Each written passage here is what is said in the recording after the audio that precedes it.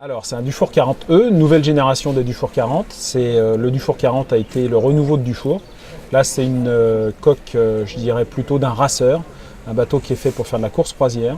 On a des grands tirants d'eau, c'est quand même un bateau de 12,50 m avec un mât implanté sur la quille, de hauteur de barre de flèche. Donc c'est vraiment un bateau fait pour quelqu'un qui aime la vitesse, les grandes escapades et toujours avec une vitesse constante. Donc c'est quelque chose, c'est vraiment la définition du bateau.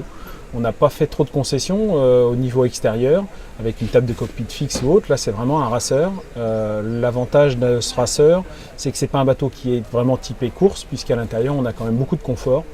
Voilà, donc c'est un bateau qui est équipé avec un moteur avec un Z-Drive, ce qui est quand même assez intéressant puisque c'est un bateau qui pivote sur sa quille avec une propulsion supérieure par rapport à une ligne d'arme.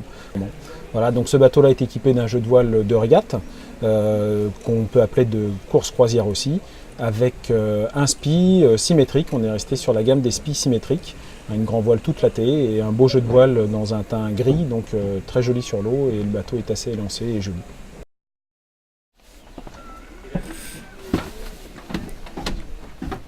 Donc l'intérieur du 40E, assez cossu, on voit que la sellerie a été mise en alcantara blanc pour rehausser la couleur. Voilà, avec une boiserie qu'on appelle Moabi chez nous, qui est quelque chose qui est assez pérenne dans le temps, avec un fil de bois assez souple. On a, le but du 40, c'est un bateau convivial, donc avec un grand carré, avec la table qui se déplie, on peut manger à 8 ou 10 personnes autour de la table, ce qui est rare.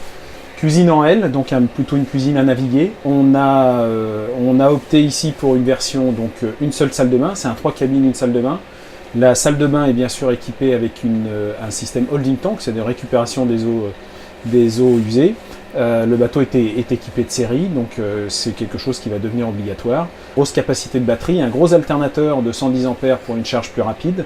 On a décidé d'avoir un électronique assez équipé, donc avec un gros traceur, GPS traceur, une VHF avec le système AIS et ASN, et équipé aussi d'un gros pilote automatique pour que la navigation se fasse dans de bonnes conditions.